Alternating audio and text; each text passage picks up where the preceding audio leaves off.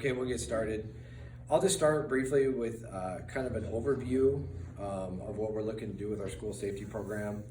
And then I will open up the floor for questions because I'm sure the media has lots of different questions. And then any separate extra ancillary interviews that you want to do after the point in time. At some point I will naturally end the interview, but that doesn't mean all the questions and stuff don't get answered. Don't worry, sometimes I don't carry it out forever. So first of all, I want to say thank you to everyone being here. I want to recognize some distinguished guests that are here. Commissioner Don Ryan is here. Thank you, Commissioner, for being here. County Attorney Josh Rackey's here. I want to recognize some of our county superintendents who are here. Dave Marzoff is here, and his principal Luke McKinley is here.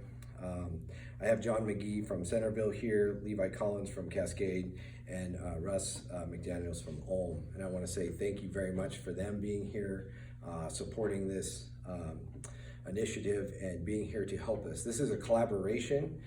This is nothing that the Sheriff's Office can do on its own. This is something that as we move forward, we will need many, many partners, not just to include the schools and the Sheriff's Office, but in the future, our city police department, our Great Falls Public Schools, and most importantly, our community. We need our community to support this. We need our community to get behind this, and we need our community to be the ones to help us with future funding and future sustainability of these programs. I truly believe that these are our schools. These are our children. They're our most important infrastructure that we have in our community. I've said for a long time that it's long overdue that we start protecting our children and our teachers and our schools like we protect our money in our banks. This is long overdue, and it's something that is really, really important. So I'm going to touch on the plan, and I'm going to talk about strategies for budgeting, sustainment, and things as we move forward. But first of all, I'll give a brief overview of what this is going to look like, because I think that's the nuts and bolts of what people want to hear. So obviously, we've had far too many of these tragedies that are occurring in our schools. Our children have become the target of violence, and we need to do our very best to protect them. Now, there's multiple ways you can do this. However, most of the ways that this can be done are very, very expensive.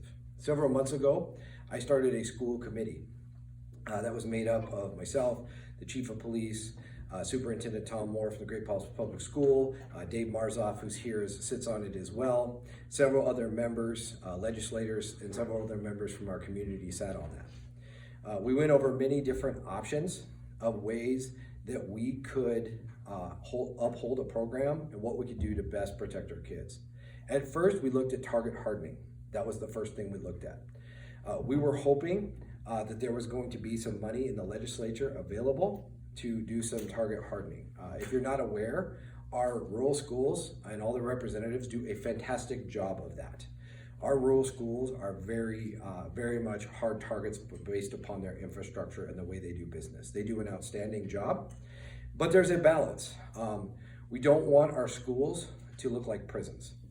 We don't want our schools in such heavy lockdown that it creates fear and apprehension amongst our children. We need to create an environment in which they feel safe, they feel cared for, but they also feel like it's a safe place that they have to be. So there's a balance there that we have to do as school representatives, government officials, and law enforcement to ensure that we do that correctly. One thing I will add to that is every school in Cascade County is different. The Great Falls Public Schools has its own school board. All of our rural schools are their own separate school districts, with the exception of one, Sims and Fort Shaw are under the same. With the exception of that, they are their own separate school boards and school superintendents. So they have the right to have their own basic little government, for lack of a better term, within their schools. So they have a lot of latitude and choice to this. What I'm about to offer today is simply a program option, okay? The superintendents, the school boards, they can choose whether or not they want to participate in such a program like this. That is their right as their little individual government as a school board, if you will. So I went out and I approached the school superintendents, every single one of them in our community, about this program, up into including some of the private schools as well. And I've received great feedback and a very positive approach to this plan. So Here's how it's basically going to look. What we're looking at doing is hiring special services officers, and I can get you the 7 code and MCA that covers that. But basically, a special services officer is an officer that can be trained in one specific discipline. The comment is made to me oftentimes is Sheriff, why don't you go out there and hire more deputies? Well, first of all, it's extremely costly. And second of all, we don't need people securing our schools who are certified in DUIs, who are certified in emergency driving and all the myriad of other duties. Coroner, for example, in my office, we don't need a person that's certified in all that. We need a person who is practical, safe, and can deliver use of force per the law and per the Constitution effectively to protect our children. That's really what we need. So the idea was actually brought to me by the community, and it was brought to me by some members of the community who came and visited me after the Uvalde incident.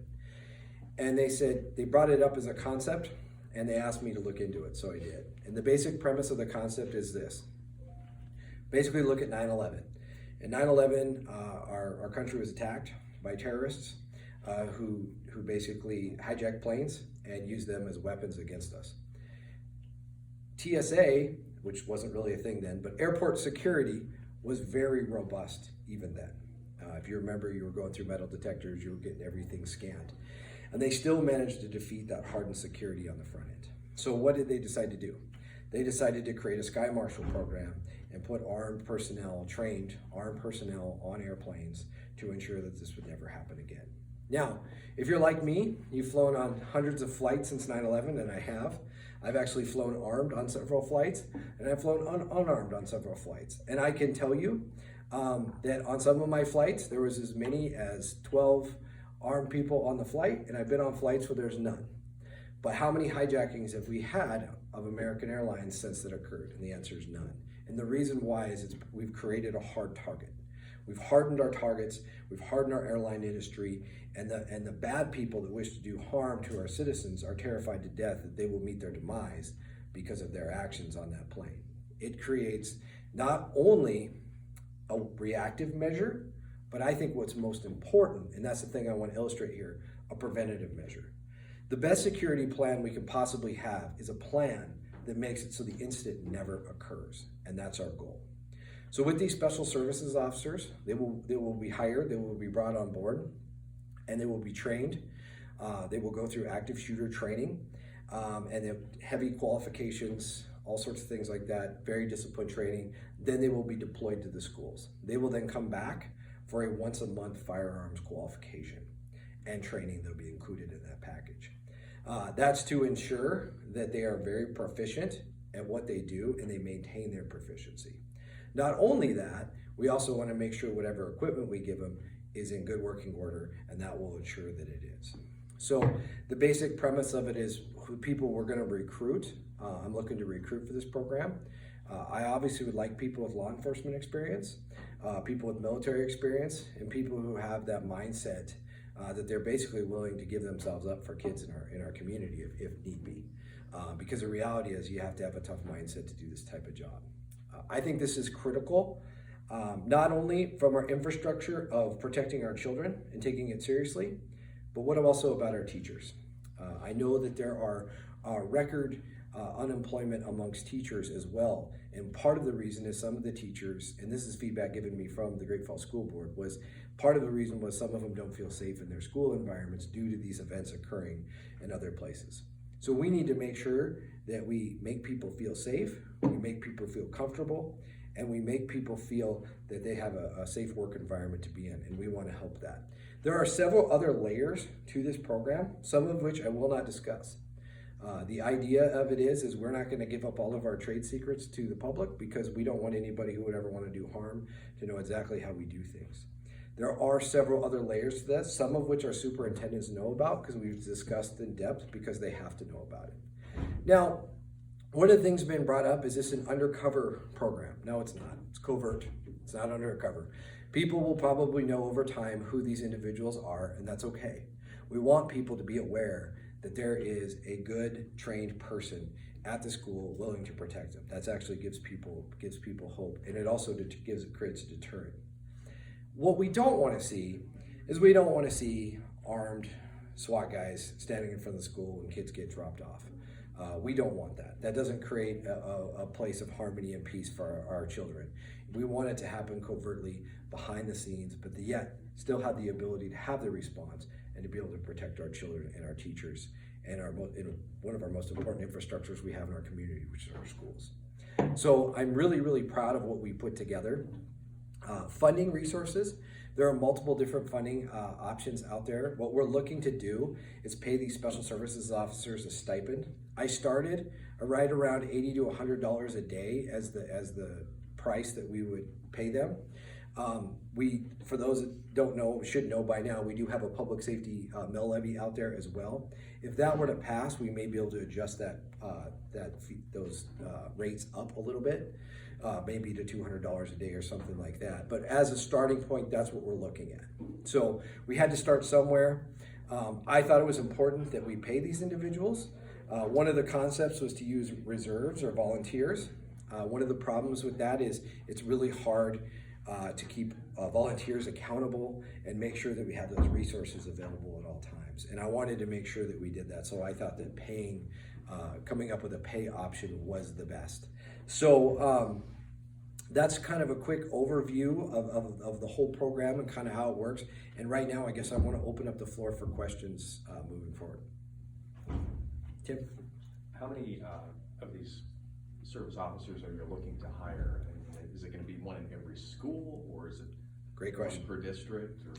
Great question. I love that you asked that question. So it'll roll out initially in our rural schools because there's only 7 of the rural schools, and they're good. And 7 rural schools and maybe a private school or 2, just so that we can kind of like get an idea for the tempo and what we're really going to need to establish. So that's our initial rollout. That's what'll happen. However, there are 35 schools in Cascade County. And it is vital that we don't ignore any section of school. Obviously, again, dependent upon what the local school boards want to do.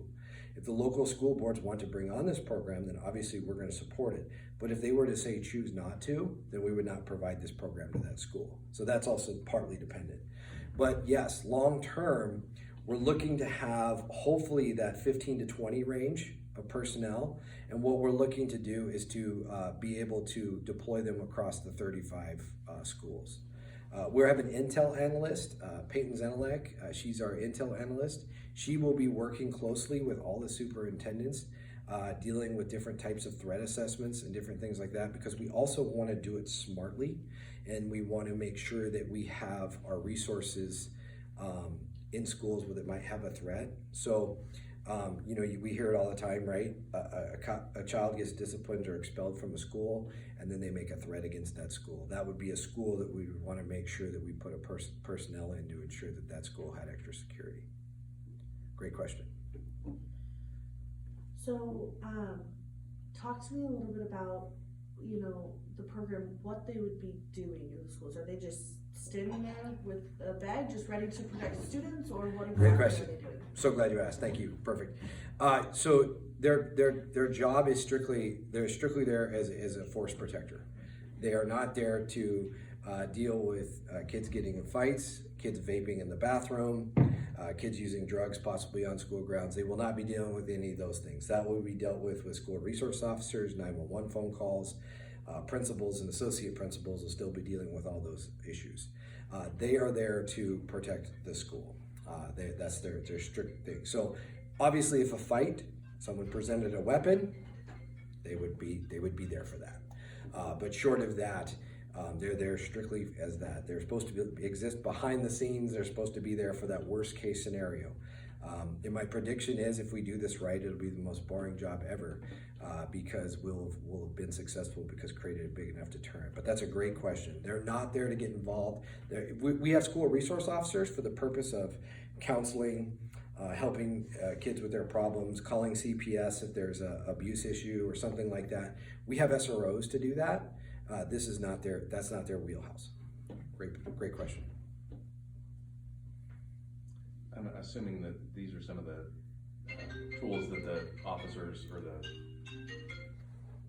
people will have, and yeah. It looks pretty kind of daunting, I guess, to some people.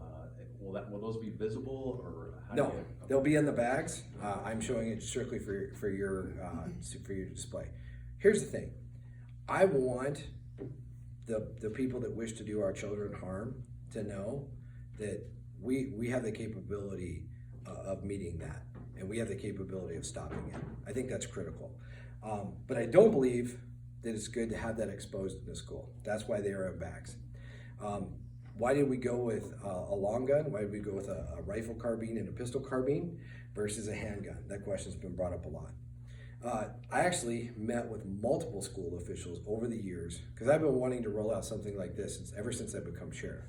And one of their biggest complaints is there's been incidents, and there are documented incidents of this, of a pistol being left in a bathroom, of a pistol being left in a desk drawer, different things like that.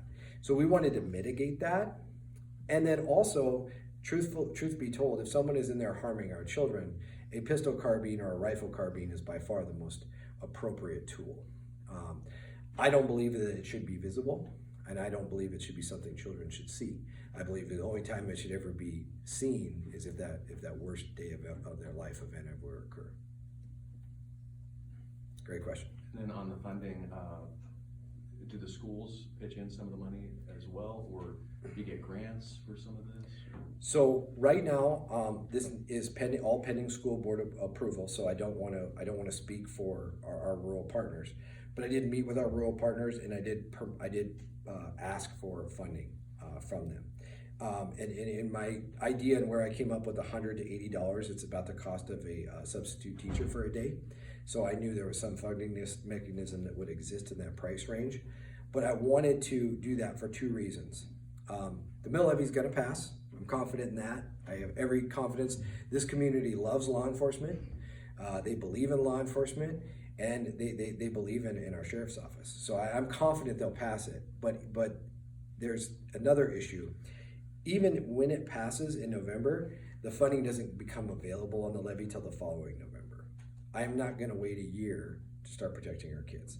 So I've already reached out to the schools to say, hey, how can we fund this in the meantime, and make sure that we come up with some sustainable funding source to match it.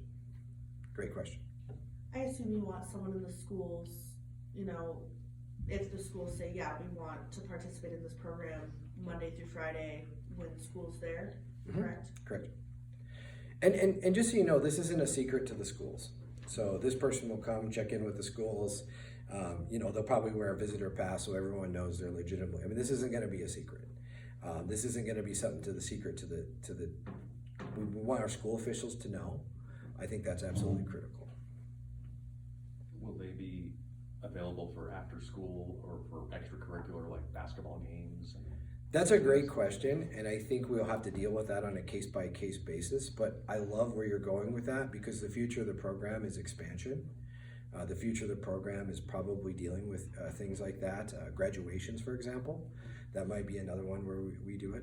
A lot of that's going to create coordinations with our school resource officers to talk to us about those events, and our intel analyst. Our intel analyst may come to us and say, hey, I've been doing some research, and I think this school has got some serious threat issues. We also have to think about threats that occur outside of school-related activities. I think that's something critical we don't ever really fathom, but these events have occurred nationally. So law enforcement pursues a wanted suspect. Wanted suspect bails out in the field over here by Ulm, and we spend all night tracking him, can't find him. Well, what about that school the next day? Is that a target we want to send resources to make sure it's protected until that person's taken into custody? You betcha. But is it also something where parents need to feel safe to drop their kids off and know they can go to work? I really do believe this, and I think we're at a critical juncture in our history. Schools and parents, the parents' relationship with schools, and parents having jobs and working. A lot of parents may have a nuclear family, like one parent doesn't work up until the school age, but most families, once their children go to school, both of them assume careers or assume some type of job. Well, that does amazing things for us economically because we have two hardworking adults in our community. And the school, the children being in the school is critical also economically for us. Not only for our future, right? Because the future leaders of our country are being educated in our schools, but also on top of that, it allows the parents to have that time to have a job. And when we have these catastrophic events, when we have these school scares, we see people calling in sick. We see parents quitting jobs. I've heard that from after Uvalde. There were parents who said, you know what, we were doing well financially, but I'm going back to home. Maybe I'm going to homeschool, or maybe you know what I mean? And it creates those issues there. So I think there's also a critical economic component to this to ensure that we keep our economy going and keep everyone working. And then what about our future economy? So, great question. Are there any other Montana counties or sheriff's offices that are doing this? Not that I know of, no. The most common thing people do is school resource officers. And I want everyone in here to know we looked at that. We looked at that pretty hard. And Dave's in the room, and he can correct me if I'm wrong, but just salaries alone, to put an SRO in every single school, just the salaries, not the vehicles, not the equipment, not the benefits, was right around $3.8 million. Does that sound right? When we did it? Yeah, about $3.8 million for 35 SROs. And now I have to add about a 30% cost to that, vehicles, equipment, so add 50 more percent. So you start to see how much the numbers come up.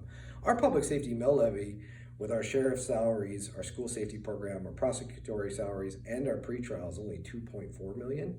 So it's substantially less. And that's part of being in a position that I'm in, that I was hired to do, is come up with a creative solution to the problem that is affordable. You know, there's always naysayers to programs like this. And my question is if somebody has a better idea and a better plan that actually protects our kids and isn't fluff or doesn't take away the liberties of our citizens who don't do anything wrong, I'd love to hear it. But I haven't been proposed with any plan like that, but I'm all ears. What else?